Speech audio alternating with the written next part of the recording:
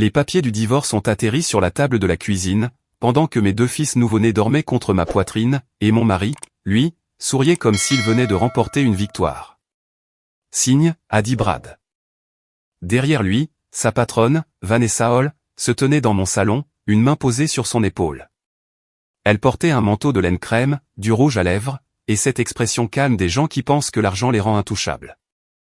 J'étais rentré de l'hôpital communautaire de Fort Belvoir depuis 3 jours. 3 jours. J'avais 42 ans, j'étais endolori par une césarienne d'urgence, je tenais le coup grâce au café de l'hôpital et à 2 heures de sommeil, serrant contre moi des jumeaux qui portaient encore ces minuscules bracelets bleus de la maternité autour de leurs chevilles. Mon sac de paquetage de l'armée était à moitié déballé près du placard de l'entrée. Mes bottes séchaient encore près de la bouche d'aération, car la tempête de décembre s'était abattue sur le nord de la Virginie, durement et rapidement. J'ai regardé Brad et j'ai dit, tu l'as amené ici. Il n'a même pas scié. Ne rends pas les choses plus moches qu'elles ne le sont déjà, Rachel. Ma belle-mère, Diane, se tenait près du bar du petit déjeuner, les bras croisés. Elle était venue loger chez nous pour aider, ce qui consistait surtout à critiquer ma façon de plier les couvertures de bébé et à me dire que le lait maternisé était une solution de paresseuse. Vanessa a jeté un regard circulaire dans ma cuisine, comme si elle inspectait un bien en location. Brad a fait glisser une enveloppe Kraft vers moi. Les papiers sont équitables. Tu gardes tes affaires personnelles. Je m'occupe de la maison. J'ai failli rire, non pas parce que c'était drôle, mais parce que mon corps ne savait pas comment réagir autrement. La maison, ai-je dit, celle que ma prime de réengagement a aidé à sauver. Diane a répliqué sèchement, ne commence pas avec ton numéro de martyr militaire. L'un des jumeaux s'est agité. Je l'ai remonté plus haut sur mon épaule, sa petite bouche s'est ouverte, puis s'est refermée. Brad s'est penché en baissant la voix. Rachel, je te le demande gentiment. Signe ce soir. C'est là que je l'ai vu. Pas de la peur sur son visage, ni de la culpabilité, mais de la confiance. Il pensait que j'étais trop fatigué pour me battre. Il pensait qu'une femme à 3 jours de son accouchement, avec des points de suture sous son pantalon de jogging et 2 nourrissons dans les bras, allait simplement plier. J'ai demandé, où suis-je censé aller? Vanessa a enfin parlé. Il existe des refuges pour des situations comme celle-ci. Des situations comme celle-ci? Comme si j'étais un problème d'emploi du temps. Diane a pointé la porte d'entrée. Prends tes bébés et sors. Tu as assez embarrassé cette famille. Le vent a frappé la fenêtre si fort que la vitre a tremblé. Pendant une seconde, j'ai regardé les chaussettes de Noël encore accrochées au-dessus de la cheminée. Sur la mienne, il y avait écrit Rachel. Sur celle de Brad, papa, bien qu'il n'ait pas changé une seule couche depuis notre retour. Je n'ai pas signé. Je n'ai pas crié. J'ai pris le sac à langer, j'ai blotti les 2 garçons sous mon manteau du mieux que je pouvais, et je suis sorti dans la neige. Le temps d'atteindre ma vieille Ford Escape, mes mains tremblaient si fort que j'ai laissé tomber les clés 2 fois. Mais avant de démarrer le moteur, j'ai passé un appel. Pas à la police, pas à Brad, mais à mon chef de bataillon. Le chauffage de ma vieille Ford Escape crachait un air tiède qui atteignait à peine mes pieds. La neige s'accumulait sur le pare-brise plus vite que les essuie-glaces ne pouvaient la balayer. Les 2 bébés s'étaient mis à pleurer maintenant. Ce cri désespéré de nouveau-né qui vous fait battre le cœur, parce que vous savez qu'ils ne comprennent ni le froid, ni la peur. Ils savent seulement qu'ils ont faim. Mon téléphone a sonné avant même que je sorte de l'allée. Capitaine Rachel Carter. Oui, mon colonel. C'était le colonel James Whittaker, mon chef de bataillon. Je viens de recevoir votre message. Où êtes-vous? J'ai regardé ma petite maison en briques à Alexandria. Brad avait déjà refermé la porte d'entrée. La lumière du porche s'est éteinte. Je quitte la maison. Il y a eu une pause. Puis il a demandé doucement, êtes-vous en sécurité, vous et les bébés? Personne ne m'avait posé cette question de toute la soirée. J'ai dégluti difficilement. Je crois que oui. Je crois ne me suffit pas, ces mots ont brisé quelque chose en moi. Pour la première fois depuis que Brad était entré avec Vanessa, je me suis mise à pleurer. Pas bruyamment, juste des larmes silencieuses qui coulaient sur mon visage, pendant que j'essayais de ne pas réveiller les jumeaux davantage. Le colonel Whittaker m'a laissé pleurer. Il n'a pas interrompu. Après presque 1 minute, il a finalement dit, écoutez attentivement. Conduisez jusqu'à la Fisher House de Walter Reed. Je vais passer un coup de fil avant que vous n'arriviez. Je ne peux pas demander ça à l'armée. Ce n'est pas de la charité, capitaine. Vous avez servi 21 ans. Laissez-nous prendre soin de l'un des nôtres. 21 ans. Afghanistan. Koweït. D'innombrables anniversaires passés à l'étranger, l'enterrement de ma mère manquait parce que mon unité ne pouvait pas rentrer. Je n'avais jamais rien demandé à l'armée, sauf une nouvelle affectation. Maintenant, j'avais besoin d'un endroit chaud pour dormir. 40 minutes plus tard, une bénévole nommée Martha m'a accueilli à la porte. Elle devait avoir la soixantaine avancée et portait des pantoufles duveteuses sous son manteau d'hiver. « Oh, ma chérie », a-t-elle dit en voyant les bébés.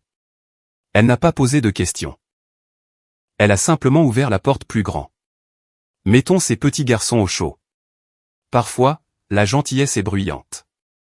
Parfois, elle ressemble au son de quelqu'un qui chauffe un biberon pendant qu'une autre personne déplie une couverture propre. Cette nuit-là, la gentillesse ressemblait à Martha disant « J'ai déjà préparé de la soupe au poulet. En voulez-vous » Je n'avais rien mangé depuis le petit déjeuner. J'ai presque ri. J'adorerais. Le lendemain matin, la réalité m'a rattrapé. Mon compte courant affichait exactement 1842 €. Le paiement de l'hypothèque était dû dans 12 jours. Brad avait annulé mon accès à notre carte de crédit conjointe avant minuit. Je l'ai découvert en essayant d'acheter des couches en ligne. Carte refusée. Encore. Et encore. J'ai fixé l'écran. Il avait tout planifié. Martha a regardé par-dessus mon épaule. C'est typique des hommes comme lui. À midi, mon téléphone a vibré. C'était un SMS de Brad. Que votre avocat contacte le mien. Rien sur les bébés. Rien pour demander où nous étions. Rien pour savoir si nous avions traversé la tempête de neige en toute sécurité. 5 minutes plus tard, un autre message est apparu. Ne rends pas les choses difficiles. Vanessa et moi allons de l'avant. Vanessa et moi. Moins de 24 heures. J'ai supprimé les 2 messages. Plus tard dans l'après-midi, j'ai rencontré une avocate de l'assistance juridique sur la base. Le major Elena Brox a écouté sans m'interrompre. Quand j'ai eu fini, elle s'est adossée à son fauteuil. Rachel, qui a payé la compte sur la maison? Mes parents. Et quel nom figure sur l'acte de propriété original? Mon père et moi. Elle a souri. Incroyable. Quoi? Je ne crois pas que votre mari comprenne ce qu'il vient de faire. Pour la première fois depuis que j'avais quitté cette maison, j'ai ressenti autre chose que du chagrin. Ce n'était pas de la joie. Ce n'était pas de la vengeance. C'était de la curiosité. Le major Brox a ouvert un dossier. Je pense que nous devons éplucher tous les documents financiers que votre mari a touchés au cours des 5 dernières années. J'ai froncé les sourcils. Pourquoi? Elle m'a regardé droit dans les yeux. Parce que les hommes qui pensent avoir déjà gagné deviennent généralement négligents. Et quelque chose me dit que Brad a été négligent pendant très longtemps. J'ai passé la semaine suivante à apprendre quelque chose que je ne souhaite à aucune femme. Quitter un mauvais mariage est une épreuve émotionnelle. En dénouer les fils est une affaire de business. Chaque matin à 6 heures, je nourrissais les jumeaux, je les emmitouflais dans leurs poussettes et je marchais sur les trottoirs tranquilles autour de la Fisher House, tandis que la neige craquait sous mes bottes. L'air froid m'aidait à y voir plus clair. Les bébés s'endormaient généralement au bout de 10 minutes, me laissant assez de paix pour réfléchir. Pendant qu'ils dormaient, je rassemblais les papiers, actes hypothécaires, déclarations d'impôts, police d'assurance, relevés bancaires. Le 4e jour, ma table de salle à manger à la Fisher House ressemblait plus à une salle des pièces à conviction qu'à un endroit pour manger. Le major Elena Brox est passé après le travail, avec 2 cafés et un bloc-notes jaune. « Vous avez été bien occupé » a-t-elle dit. Je n'arrivais pas à dormir. Elle a souri d'un air entendu. La plupart des gens pleurent après un divorce. J'ai déjà fait ça. Elle a parcouru les documents. Puis son sourire a disparu. Rachel, saviez-vous que Brad a refinancé la maison l'année dernière? J'ai levé les yeux. Quoi? Il a contracté un prêt sur valeur domiciliaire. Je n'ai jamais rien signé. Elle a tourné un document vers moi. D'après ceci, si. J'ai fixé la signature. Elle ressemblait à la mienne. Presque. Même inclinaison, mêmes initiales, même fioriture sous le nom de famille, mais ce n'était pas la mienne. J'avais signé des milliers de documents de déploiement militaire au cours de ma carrière. Je connaissais ma propre écriture mieux que quiconque. Quelqu'un s'était entraîné. Le major Brox a dit doucement, cela pourrait être un faux en écriture. Pendant un instant, je n'ai plus pu respirer. La maison n'était pas seulement un foyer. Elle avait appartenu à mes parents avant qu'ils ne prennent leur retraite dans le Tennessee. Quand Brad et moi nous sommes mariés, papa avait accepté de me transférer la propriété parce qu'il voulait qu'un jour, les jumeaux grandissent là où j'avais grandi. Brad avait emprunté près de 300 000 € dessus. Sans me le dire. Où est passé l'argent, ai-je chuchoté. C'est notre prochaine question. 2 jours plus tard, la réponse a commencé à apparaître. Pas de la banque, mais de Facebook. Un collègue de Brad a posté des photos de la fête de fin d'année de l'entreprise. Vanessa se tenait à côté de lui, portant des boucles d'oreilles en diamant que je n'avais jamais vues. La légende disait, on célèbre une autre année record. Quelqu'un a commenté, j'adore votre nouvelle maison de plage. Maison de plage. Brad et moi n'avions jamais possédé de maison de plage. J'ai cliqué sur le profil de Vanessa. Et voilà, une photo d'elle debout sur une terrasse surplombant la baie de Chesapeake. Derrière elle, Brad, son bras autour de sa taille. Date de publication, 8 mois plus tôt. 8 mois. J'ai baissé les yeux sur les jumeaux endormis à côté de moi. Cela signifiait qu'ils la voyaient déjà pendant que nous choisissions des prénoms de bébé. Pendant que nous peignions la chambre d'enfant, pendant qu'ils me tenaient la main lors des rendez-vous prénataux. J'ai refermé l'ordinateur portable, non pas parce que j'étais en colère, mais parce que soudain, tout prenait sens. Ce soir-là, mon père a appelé. Comment vont mes petits-fils? Ils mangent non-stop. Ils ont l'air en bonne santé. Ils le sont. Il y eut un long silence avant qu'il ne demande, et toi? J'ai failli mentir. À la place, je lui ai tout raconté. Chaque détail. Quand j'ai eu fini, papa est resté silencieux plusieurs secondes. Finalement, il a dit, Rachel, je dois te dire quelque chose. Quoi? Je n'ai jamais complètement transféré la propriété. J'ai froncé les sourcils. Que veux-tu dire? L'acte de propriété exige toujours ma signature pour tout refinancement ou vente. Je me suis redressé. Quoi? J'ai insisté sur cette clause après que Brad ait continué à poser des questions étranges sur la valeur de la propriété. Mon cœur s'est mis à battre la chamade. Donc, s'il a refinancé sans moi. Papa a expiré lentement. Il pourrait avoir commis une fraude hypothécaire. Pour la première fois, j'ai réalisé que ce n'était pas seulement un mari cruel qui abandonnait sa famille. Brad avait construit sa nouvelle vie sur des mensonges. Et les mensonges laissent des traces écrites. Beaucoup de traces écrites. Le major Brox avait eu raison. Plus Brad devenait confiant, plus il devenait négligent. Le lundi suivant a commencé comme tous les autres depuis que ma vie s'était effondrée. Nourrir les jumeaux, changer les couches, répondre aux emails des ressources humaines de l'armée, rencontrer mon avocate, faire semblant de ne pas être épuisé. Les garçons avaient enfin trouvé une routine. Toutes les 3 heures, ils voulaient des biberons. Entre les tétés, ils enroulaient leurs petits doigts autour des miens et s'endormaient sans le moindre souci. Les regarder me rappelait pourquoi je ne pouvais pas me permettre de prendre des décisions émotionnelles. Je devais en prendre des intelligentes. À 9 heures ce matin-là, le major Elena Brox est entré dans le bureau de l'aide juridique, un épais dossier à la main. J'ai quelque chose. Elle a étalé plusieurs relevés bancaires sur la table de conférence. Vous vous souvenez du prêt sur valeur domiciliaire? J'ai hoché la tête. Nous avons tracé la majeure partie de l'argent. Elle a pointé une transaction surlignée. 96 000 €. Puis une autre, 41 500 €. Une autre, 78 000 €. J'ai froncé les sourcils. Qu'est-ce que je regarde? Elle a fait glisser une autre page vers moi. Concessionnaire de voitures de luxe. L'acompte de la maison de plage. Bijouterie haut de gamme. Mon Dieu. Et ça? Elle a tapoté la dernière transaction. Hall Executive Consulting LLC. J'ai regardé le nom. Hall. Vanessa Hall. Brad avait donc viré de l'argent directement à son entreprise, à plusieurs reprises.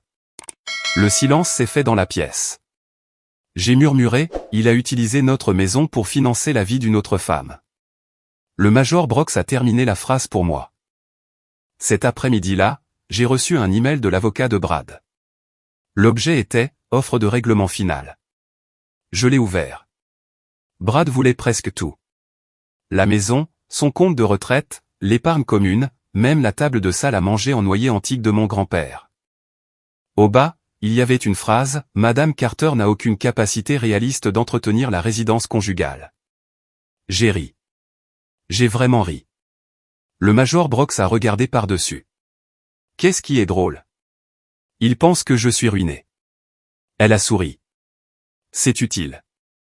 Plus tard dans la soirée, mon père est arrivé du Tennessee en voiture. Près de 10 heures de route. Il est arrivé vêtu de sa vieille veste en flanelle, avec assez de plats faits maison pour nourrir la moitié du quartier. Dès qu'il a vu les jumeaux, son visage s'est adouci. Voilà mes garçons. Il a tenu chaque petit-fils avec précaution avant de me regarder. Tu as perdu du poids. J'ai été occupé. Tu as survécu. Il ne m'a pas demandé la permission avant de me serrer dans ses bras. Je n'avais pas réalisé à quel point j'en avais besoin.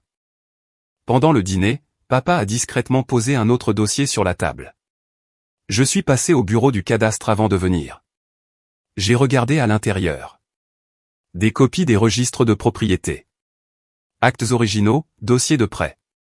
Une page avait un post-it jaune vif attaché. Signature manquante. Je l'ai regardé. C'est la tienne. Il a hoché la tête. Ils ont déposé les documents de refinancement sans mon approbation notariée. Ils l'ont falsifié. Ils ne l'ont certainement pas obtenu de moi. Il s'est adossé. Rachel, je dirige une entreprise de construction depuis 40 ans. Je sais. J'ai vu des gens tricher. Je sais. Mais j'ai aussi appris quelque chose. Quoi? Le premier mensonge en appelle toujours un autre. 3 jours plus tard, ce deuxième mensonge est finalement apparu. Brad a appelé. Pas pour prendre des nouvelles des jumeaux. Pas pour s'excuser. Sa voix semblait étrangement enjouée. Rachel, qu'est-ce que tu veux? J'ai entendu dire que ton père a fouiné dans les registres du comté. Je n'ai rien dit. Il a gloussé. Ça n'aura aucune importance. Qu'est-ce qui n'aura aucune importance? La paperasse est réglée. Tu as l'air confiant. Je le suis. Puis il a ajouté quelque chose qui m'a coupé le souffle. Oh, et ne t'attends pas à ce que quelqu'un de Chanel 7 réponde à tes appels. Mon estomac s'est noué. De quoi tu parles? Je sais que tu as postulé là-bas. Seules 3 personnes savaient que j'avais récemment postulé pour le poste civil d'affaires publiques à la chaîne d'information Chanel 7 de Washington, en prévision de ma retraite imminente du service actif. Moi, le directeur de la station, et Vanessa. Son entreprise de conseil gérait les partenariats médiatiques d'entreprise. Brad n'avait pas seulement volé ma maison. Il essayait de détruire la carrière que j'avais mis 21 ans à construire. J'ai mis fin à l'appel sans un mot de plus. Puis j'ai repris mon téléphone. Cette fois, je n'appelais pas mon avocate. J'appelais quelqu'un qui me devait une faveur, datant de 15 ans. Quelqu'un qui travaillait à Chanel 7. Et pour la première fois, j'avais enfin un plan. Le lendemain matin, je me tenais devant la Fisher House avec une tasse de café qui avait déjà refroidi. Les jumeaux dormaient à l'intérieur. Pour une fois, le monde semblait calme. Puis mon téléphone a vibré. Rachel Carter. La voix était familière, même après toutes ces années. Linda. Linda Moral a ri. Je me demandais si tu me reconnaîtrais. Nous avions travaillé ensemble en Afghanistan en 2010. À l'époque, elle était spécialiste des affaires publiques de l'armée. Après avoir quitté le service, elle avait bâti une carrière primée dans le journalisme télévisé et était maintenant la directrice de l'information de WJLA-TV Channel 7 à Washington. Elle était aussi l'une des 3 personnes qui savaient que j'avais passé un entretien pour un poste civil en communication. « Je suis contente que tu aies appelé », a-t-elle dit. J'ai failli ne pas le faire. Je m'en doutais. Je me suis appuyé contre la rambarde. Je dois te demander quelque chose. Vas-y. Est-ce que quelqu'un t'a dit de ne pas m'embaucher? Il y a eu un long silence. Finalement, elle a répondu. Oui. Mon estomac s'est effondré. Qui? Une femme nommée Vanessa Hall. J'ai fermé les yeux. Linda a continué. Elle a dit que tu étais émotionnellement instable après ton accouchement. Elle a prétendu que tu avais des problèmes de colère et que tu n'étais pas apte à travailler dans une salle de rédaction. J'ai ri une fois. Non pas parce que c'était drôle, mais parce que le mensonge était si incroyable. Je ne l'ai même jamais rencontré. Je sais. Tu le savais? J'ai vérifié ton dossier militaire avant d'écouter qui que ce soit d'autre. Elle a fait une pause. 21 ans de service exemplaire, de multiples distinctions. Une Bronze Star, une Meritorious Service Medal, 0 action disciplinaire. Puis elle a dit quelque chose que je n'oublierai jamais. Rachel, on ne se bâtit pas une telle réputation du jour au lendemain. Les larmes me sont montées aux yeux. On l'a construit tout au long d'une vie. Cet après-midi-là, Linda m'a invité à la station. Pas pour un autre entretien, juste pour discuter. Martha s'est joyeusement portée volontaire pour garder les jumeaux pendant 2 heures. Vas-y, a-t-elle dit en me faisant signe de sortir. Tu mérites une conversation d'adulte. Chanel 7 était exactement comme dans mes souvenirs. Des lumières vives, des couloirs animés, des gens transportant des caméras et du café en même temps. Linda m'a rejointe près de la salle de rédaction. Elle m'a serré dans ses bras avant de dire un mot. Tu as l'air fatigué. J'ai des jumeaux d'1 mois. Elle a ri. Argument valable. Nous avons passé près d'1 heure à parler, non pas de télévision, mais d'intégrité, de service public, de ce qui arrive lorsque les gens honnêtes restent silencieux pendant que les malhonnêtes se font plus bruyants. Finalement, elle a ouvert un dossier. Rachel, c'est ta candidature. Je ne t'ai jamais rejeté. Tu ne l'as pas fait? J'ai mis ton dossier en attente parce que Vanessa a insisté pour que je le fasse. Elle s'est penchée en avant. Puis quelque chose d'étrange s'est produit. Quoi? Elle a continué d'appeler. Combien de fois? 5. 5. Essayer de me convaincre de ne pas embaucher quelqu'un qu'elle était censée n'avoir jamais rencontré. Linda a souri. Ça a déclenché toutes mes alarmes. Avant que je parte, elle m'a arrêté. Encore une chose. Elle m'a tendu une carte de visite. La station lance un nouveau segment hebdomadaire honorant les vétérans qui font une différence après leur service militaire. Je l'ai regardé. Nous aimerions que tu sois notre premier invité. J'ai cligné des yeux. Je n'ai rien fait. Elle a souri.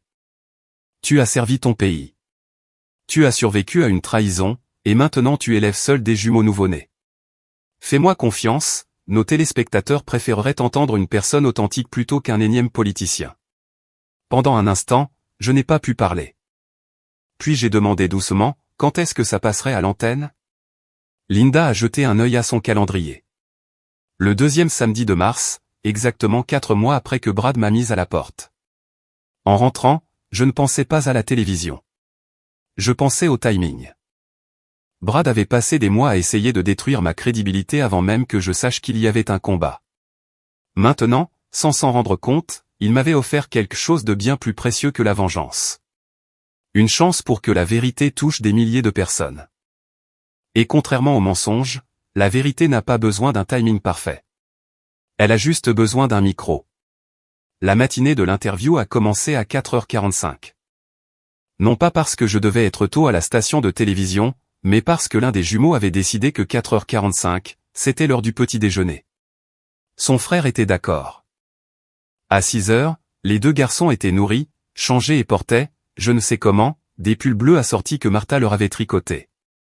Elle se tenait dans la cuisine, souriant fièrement. On dirait des petites recrues de la marine. Ce sont des bébés de l'armée de terre, ai-je corrigé avec un sourire. Elle a ri. Je suppose que je leur pardonnerai. Pour la première fois depuis des mois, je me suis surprise à rire sans me forcer. Chanel 7 a envoyé un chauffeur. Quand nous sommes arrivés à Arlington, Linda attendait dans le hall. Prête? J'ai briefé des généraux par le passé, ai-je dit, et pourtant, je n'ai jamais été aussi nerveuse. L'interview n'était pas ce à quoi je m'attendais. Personne n'a posé de questions sur Brad. Personne n'a posé de questions sur Vanessa. Personne n'a mentionné le divorce. Au lieu de cela, l'animateur, Michael Reeves, s'est penché en avant et a demandé « Qu'est-ce qui vous a poussé à servir pendant 21 ans ?» J'y ai réfléchi, puis j'ai répondu honnêtement. Les gens. Mes soldats, mon pays, et la conviction que lorsque quelqu'un à vos côtés tombe, vous ne l'abandonnez pas, Michael a hoché la tête. Est-ce pour cela que vous avez choisi d'adopter 2 chiens de travail militaire à la retraite après votre déploiement? J'ai souri. Ils m'ont plus sauvé que je ne les ai sauvés. L'équipe a rigolé. La conversation est restée simple. La vie militaire, la maternité tardive, trouver un but après le service. Quand les jumeaux se sont agités au milieu de l'interview, Michael a souri à la caméra. Eh bien, je dirais qu'ils sont prêts pour le déjeuner. Tout le monde a ri. Rien ne semblait mis en scène. Rien ne semblait dramatique, juste authentique. Quand le tournage s'est terminé, Linda m'a accompagné vers le parking. Tu n'as jamais mentionné ton mari. Je n'étais pas là pour ça. Elle s'est arrêtée de marcher. Tu sais, quand Vanessa n'arrêtait pas de m'appeler. J'ai tourné la tête. Je m'attendais honnêtement à quelqu'un d'amer. Et j'ai rencontré quelqu'un de plein de grâce. J'ai haussé les épaules. La colère est épuisante. Elle a souri.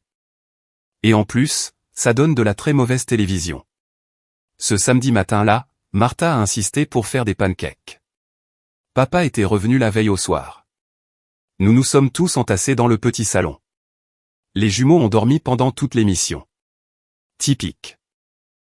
À 9 heures précises, le programme a commencé. Le générique montrait des photos de ma carrière militaire. L'entraînement à Fort Benning. Une cérémonie de déploiement. Un exercice sur le terrain boueux où tout le monde avait l'air d'avoir 20 ans de moins. Puis la caméra est revenue sur moi, tenant mes fils. La voix de Michael a rempli la pièce. Le capitaine Rachel Carter pensait que ses batailles les plus dures étaient à l'étranger. Elle n'aurait jamais imaginé que la plus difficile commencerait après son retour à la maison. Je ne m'attendais pas à cette phrase. Papa a discrètement tendu la main et m'a serré l'épaule. De l'autre côté de la ville, dans une grande maison moderne surplombant le Potomac, Brad était assis dans son salon, buvant son café. Vanessa est entrée, son ordinateur portable à la main. « Qu'est-ce que tu regardes ?» Il a haussé les épaules. « Rien. » Puis l'écran a changé. Mon visage est apparu. Brad a failli lâcher sa tasse. « Quoi ?» L'animateur souriait chaleureusement. « Aujourd'hui, nous rendons hommage au capitaine de l'armée Rachel Carter. » Brad s'est penché en avant. Vanessa s'est figée. La caméra me montrait tenant nos jumeaux. Puis des photos de ma carrière militaire. Puis des images de bénévoles à la Fisher House. Rien sur le divorce. Rien sur la trahison. Juste la vérité. Vanessa a murmuré lentement. Pourquoi est-elle à la télévision? Brad n'a pas répondu. Parce qu'il ne le pouvait pas. L'interview s'est terminée avec Michael disant, parfois, les personnes les plus fortes ne sont pas les plus bruyantes. Parfois, ce sont simplement celles qui continuent de se présenter. Mon téléphone a commencé à vibrer avant la fin du générique. SMS après SMS.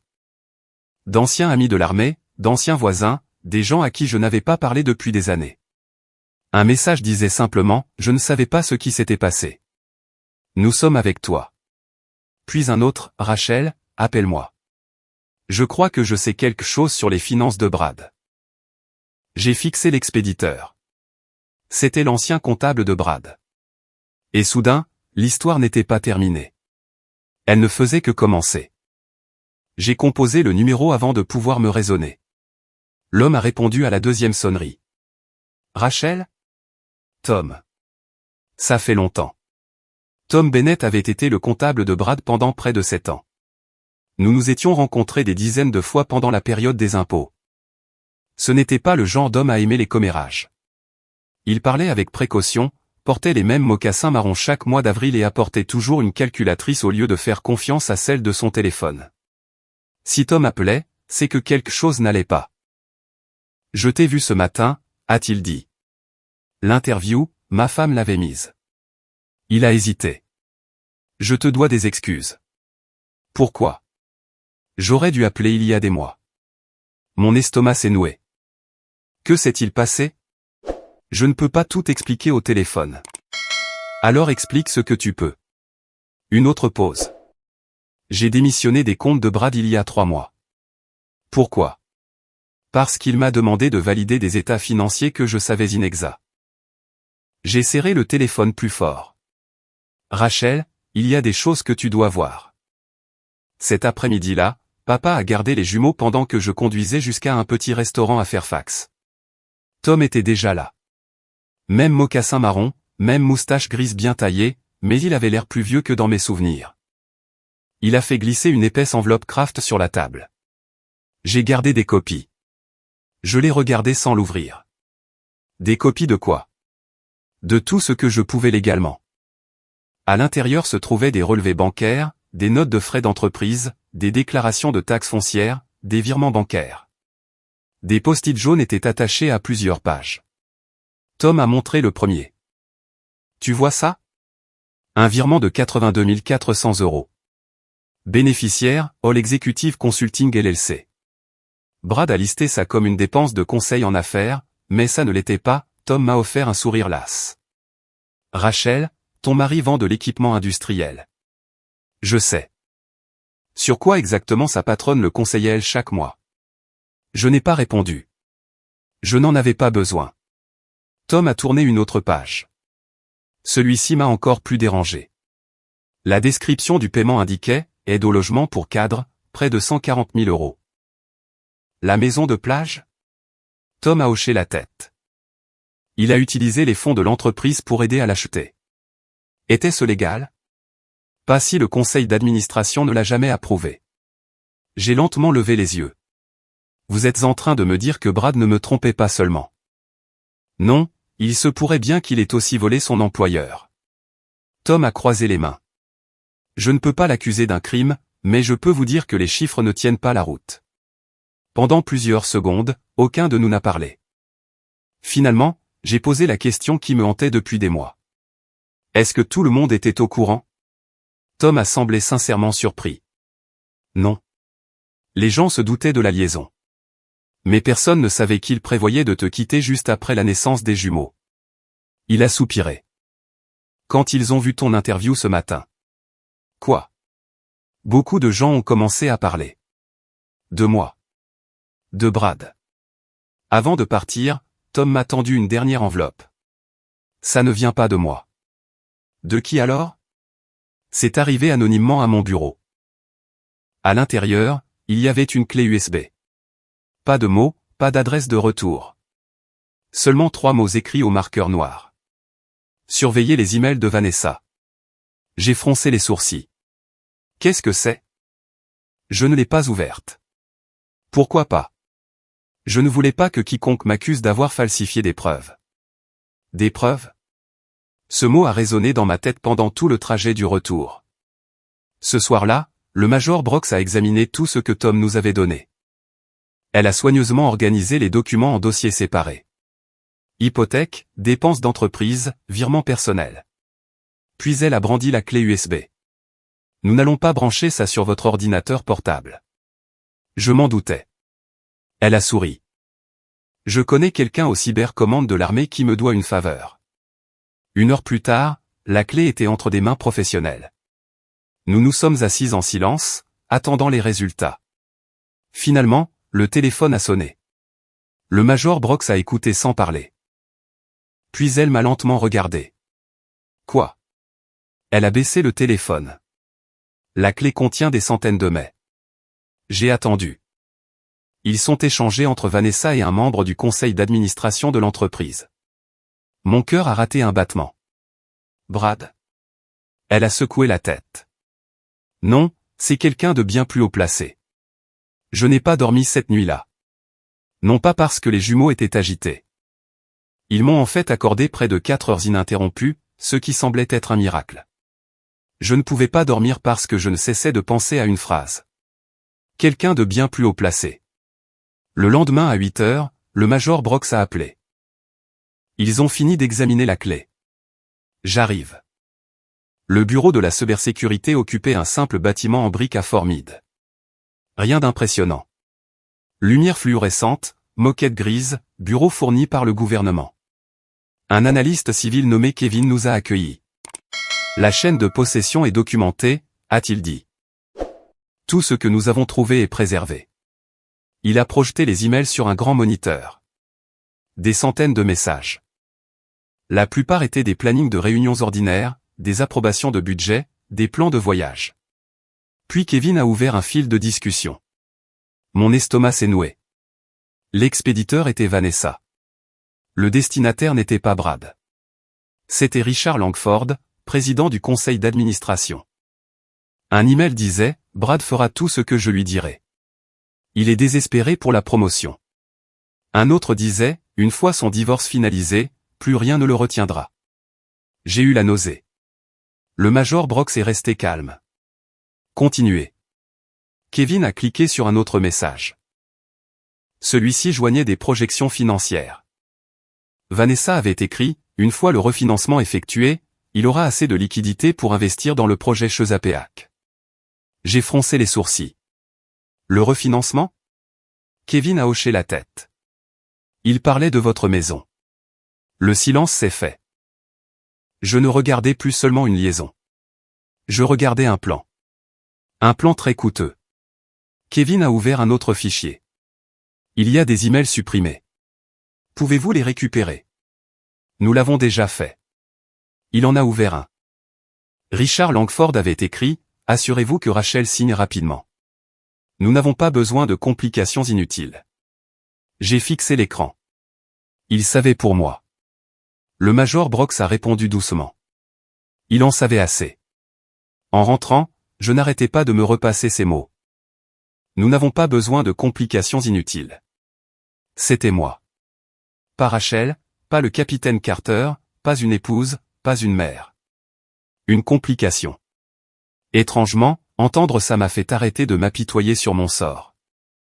Parce qu'une fois que quelqu'un vous réduit à un obstacle, vous cessez de vous soucier de le décevoir. Cet après-midi-là, mon téléphone a de nouveau sonné. C'était Linda de Channel 7. Tu es devenu étonnamment populaire. Que s'est-il passé? Notre interview a près d'1 million de vues en ligne. 1 million. Et nous avons reçu des dizaines de mails de vétérans. Elle a hésité. Un nom particulier a retenu mon attention. Pourquoi? Il vient de quelqu'un qui travaillait dans l'entreprise de Brad. Qu'est-ce qu'ils ont dit? Linda a ouvert l'email. Ils affirment que les employés subissent des pressions pour falsifier les notes de frais depuis des années. Je me suis penché en avant. Ont-ils donné un nom? Non, mais ils ont joint des fiches de paie. À ce stade, j'avais des documents hypothécaires, des virements bancaires, des notes de frais d'entreprise, des emails récupérés, des fiches de paie anonymes. Les pièces du puzzle s'assemblaient enfin. Mais j'avais encore un problème. Rien de tout cela n'avait d'importance, à moins que les personnes responsables ne soient prêtes à écouter. 2 jours plus tard, cette opportunité s'est présentée. Tom a appelé. L'assemblée générale annuelle des actionnaires de l'entreprise a lieu vendredi. Et alors? Le conseil d'administration doit répondre publiquement aux questions. Je ne possède pas d'actions. Si. Je n'en ai pas, tu as hérité de 50 actions avec droit de vote de ton grand-père lorsque l'entreprise est entrée en bourse. J'ai cligné des yeux. J'avais oublié. Brad comptait là-dessus. J'ai ri pour la première fois depuis des semaines. Il a oublié, lui aussi. Vendredi matin, j'ai enfilé mon uniforme de service de l'armée. Non pas parce que je voulais attirer l'attention, mais parce qu'après 21 ans, il me rappelait qui j'étais avant que Brad ne me convainque que je n'étais pas assez. Papa tenait l'un des jumeaux pendant que j'ajustais ma veste. Tu es nerveuse? Terrifiée. Il a souri. Bien. Le courage, ce n'est pas d'entrer sans peur. C'est d'y aller quand même. J'ai embrassé les 2 garçons sur le front. Puis j'ai conduit vers le centre de Washington pour la première fois depuis cet après-midi de décembre enneigé. Je ne fuyais pas quelque chose. J'allais vers quelque chose. Le siège de Holt Industrial Systems se trouvait à seulement 3 pâtés de maison de la Maison Blanche, un immeuble de verre de 20 étages que j'avais visité exactement 2 fois pendant mon mariage. Les 2 fois, Brad m'avait demandé de ne pas porter mon uniforme. Les gens ici ne comprennent pas vraiment la culture militaire, avait-il dit. Debout dans le hall ce vendredi matin, j'ai compris ce qu'il voulait vraiment dire. Il ne voulait pas que quiconque compare nos vies. La réceptionniste a levé les yeux. Bonjour. J'ai souri. Je suis Rachel Carter. Je suis ici pour l'Assemblée générale annuelle des actionnaires. Elle a cherché sur la liste. Je ne vois pas votre nom. Tom m'avait prévenu que cela pourrait arriver.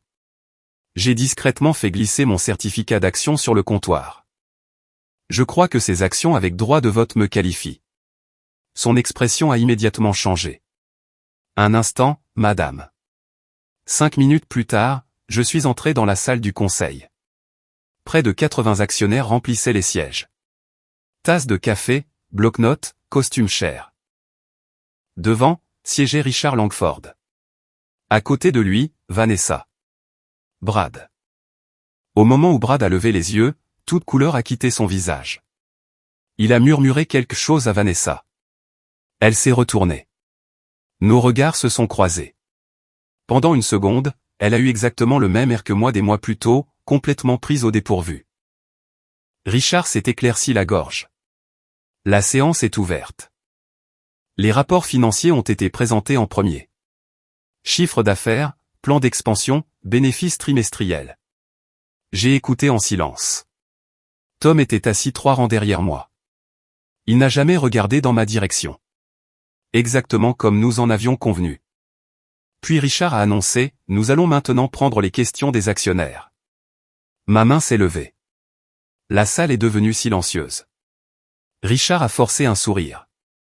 Oui, Madame Carter. Je me suis levé. Ma question concerne les dépenses des cadres. Brad fixait le sol. Richard a répondu avec aisance, nos états financiers ont été examinés par des auditeurs indépendants. J'en suis certaine. J'ai pris le premier dossier. Quelqu'un peut-il expliquer pourquoi les fonds de l'entreprise ont payé plus de 100 000 € pour un logement de fonction lié à Holt Executive Consulting? Le sourire de Vanessa a disparu. Richard a ajusté ses lunettes. Je ne suis pas familier avec cette transaction. J'imaginais que vous diriez ça.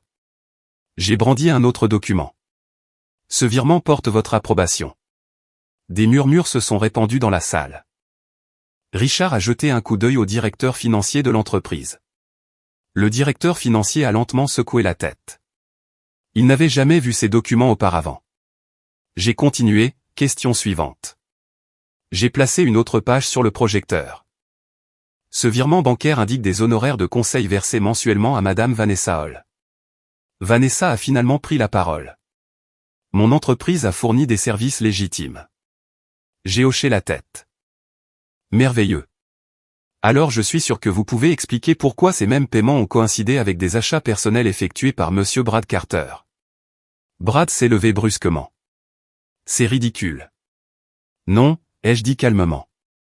C'est de la comptabilité. Quelques personnes ont ri, pas fort, juste assez pour que le visage de Brad devienne rouge vif. Richard a tenté de reprendre le contrôle. Cette assemblée n'est pas le lieu approprié.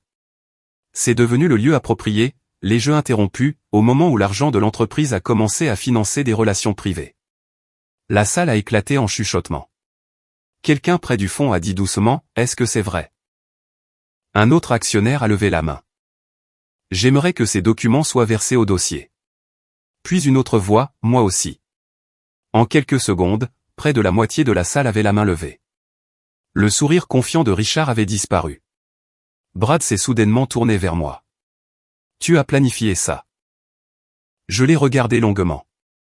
Non, c'est toi qui as tout planifié. Tu as menti.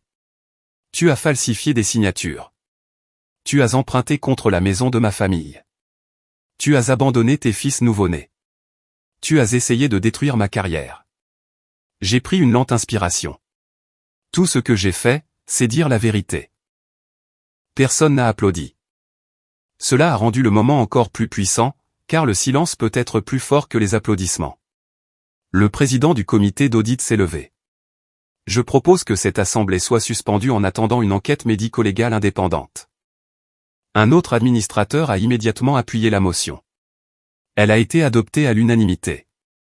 La sécurité s'est approchée discrètement de Richard, puis de Brad, puis de Vanessa.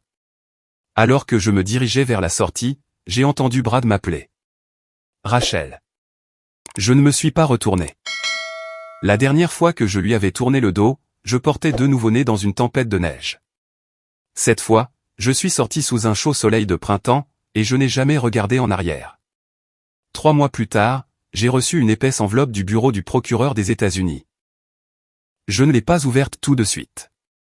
Les jumeaux, Ethan et Noah, venaient d'apprendre à ramper et, à ce moment-là, ils semblaient bien plus intéressés à se poursuivre à travers le salon de mon père qu'à tout ce qui pouvait se trouver dans une enveloppe du gouvernement. Papa a ri alors que Noah attrapait la queue du chien de la famille. On dirait qu'on a un autre fauteur de troubles. Je crois qu'on en a 2, ai-je dit. La vie était devenue étonnamment ordinaire, et après tout ce que nous avions vécu, l'ordinaire me semblait être un cadeau. L'enquête avait duré près de 4 mois. Des experts comptables judiciaires ont épluché des années de dossiers financiers. Le conseil d'administration de l'entreprise a engagé un cabinet d'avocats indépendants. Le comté a ouvert sa propre enquête sur les documents hypothécaires falsifiés. Un mensonge avait mené les enquêteurs à un autre, puis à un autre. Exactement comme papa l'avait prédit. Brad n'avait pas agi seul. Richard Langford a démissionné avant la fin de l'enquête. Les contrats de conseil de Vanessa ont été résiliés en quelques jours. L'entreprise a annoncé de vastes réformes de gouvernance et de nouvelles politiques de surveillance financière. Quant à Brad, il a perdu son poste de direction avant la fin du printemps. Plusieurs poursuites civiles ont suivi. Le refinancement hypothécaire a été déclaré invalide en raison des signatures falsifiées, et la maison est légalement revenue à la structure de propriété originale. Papa et moi avons décidé de la vendre plutôt que de garder un endroit rempli de souvenirs douloureux. Nous avons partagé les bénéfices exactement comme nous l'avions toujours prévu. Le fonds d'études des jumeaux est passé en premier. Une semaine plus tard, mon avocate a appelé. Le divorce est finalisé. J'ai attendu. C'est tout. Elle a ri. Rachel, après tout ce que nous avons traversé, oui. Pas de discours dramatique au tribunal, pas de confession de dernière minute, pas de cris, juste une phrase mettant fin à un mariage qui aurait dû se terminer bien avant. Je l'ai remercié et j'ai raccroché. Puis je me suis assise sur le porche avec une tasse de café pendant que les garçons faisaient la sieste à l'intérieur. Le silence était différent maintenant, pas solitaire, mais paisible. Environ un mois après, j'ai été officiellement embauché par Channel 7 en tant que directrice des relations avec la communauté et les vétérans. Ce n'était pas un poste à l'antenne. Je ne voulais pas être célèbre. Je voulais aider les vétérans à raconter leurs histoires, mettre en relation les familles de militaires avec les ressources locales et rappeler aux gens que le service ne s'arrête pas lorsque l'uniforme est rangé. Chaque jeudi, je visitais la Fisher House. Non pas parce que je le devais, mais parce que je me souvenais exactement de ce que l'on ressent en arrivant là avec 2 nouveau-nés effrayés et nulle part où aller. Martha y faisait toujours du bénévolat chaque mardi. Quand elle voyait les garçons courir vers elle maintenant, elle faisait toujours semblant d'être surprise. Mon Dieu, disait-elle, qui sont ces beaux petits messieurs? Les jumeaux gloussaient à chaque fois. Un après-midi, Linda m'a posé une question pendant le déjeuner. Si tu pouvais dire une chose à Brad aujourd'hui, ce serait quoi? J'y ai réfléchi longtemps. Finalement, j'ai répondu. Rien. Elle a souri. Non. J'ai secoué la tête. Il a déjà perdu tout ce qui comptait. C'est la vérité qui a fait ça, pas moi. Parfois, les gens me demandent si la vengeance apporte vraiment la paix. Ma réponse est toujours la même. La vengeance bâtie sur la colère s'estompe rapidement. Mais se défendre avec honnêteté, patience et dignité peut changer le cours de votre vie. Je n'ai pas gagné parce que quelqu'un d'autre a échoué. J'ai gagné parce que j'ai enfin arrêté de laisser les autres décider de ma valeur. Si mon histoire rappelle ne serait-ce qu'à une seule personne qu'il n'est jamais trop tard pour s'éloigner du manque de respect, alors la partager en valait la peine. Et si vous avez déjà dû reconstruire votre vie, un jour difficile à la fois, j'espère que vous savez que vous êtes plus fort ou plus forte que vous ne le pensez. Merci de votre écoute.